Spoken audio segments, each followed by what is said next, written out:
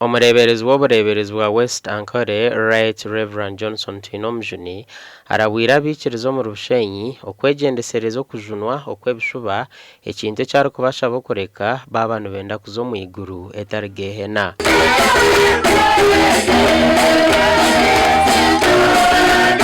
Urore hate bazishiteka tekeho yesa kayihura amabasha kanje takazunwaga hate cyo n'ekishuba ngoro kutarayombeke kanisa Mwerinde tutagumakahi ubushuba. Biishopu Twinomujuni abiraye bembira abakristayo barwemishwa omuhururu yo kwombeka kanisa nsya aho ateriro muranga abaikiriza ngo mukombekera mukama tari mukuferwa. Ekigero cyo kwombeka kanisa kugira ngo kuza mu bwashobora cyo bwana kugira ngo turengiri twakire Yesu atusasere bibitu tureza kumukorera byo musomo birungi atuhereza amagara gategereke akamasi. Ehururu yo kwombeka kanisa eji ekatanduka mu nyishengero kazi wa Bushenyi Anet Mugisha.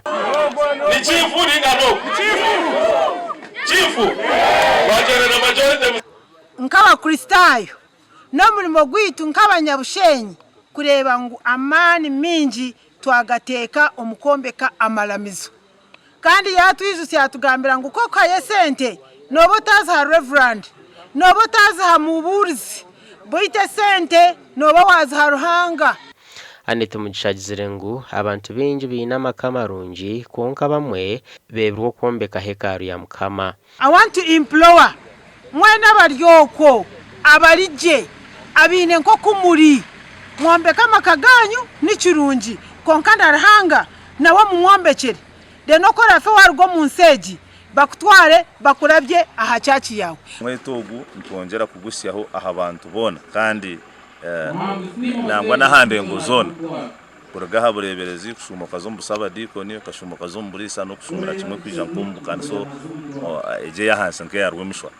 Abaikiriza barwemishwa basimire Biishopu hamwe no munyishengero kazi Anet ahabo kwebembere hururu eyo kwombeka kanisa nungi sima buri yomwe kurugahansi paka higu ohire cyahire ukozire mu mugona wakora hati na no kuja kubana akombeka kanisa yabaza Bishop kurenga watobwire bwawe wija wahereza umukoro gw'itestinisa buri yomo wena uwatereza esente ye ekintu cye bona nimba sima ntwarire hamwe.